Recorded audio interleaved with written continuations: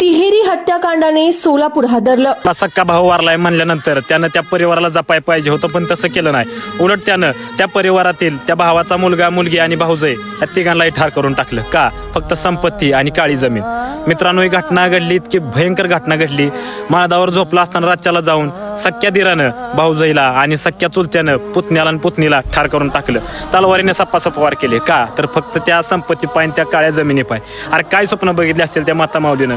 आणि त्या मुलीचा 12वीचा पेपर झाला होता आणि तिचा निकालही झाला होता.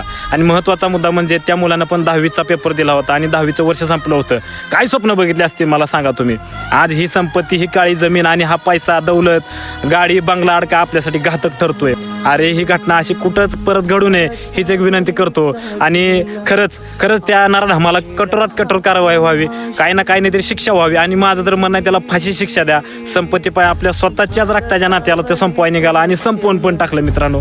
आणि या महाराष्ट्रापुढे आणि हा व्हिडिओ बघणाऱ्यांपुढे एक विनंती आहे, इथून पुढे अशी घटना घडू नये. आपल्या रागावर संयम ठेवा, कंट्रोल ठेवा मित्रांनो. आणि आपला हा महाराष्ट्र संतांचा, महापुरुषांचा आणि थोर विचारवंतांचा आहे. आज हा महाराष्ट्र कुणीकडे चाललाय? गुन्हेगारी क्षेत्रात चाललाय.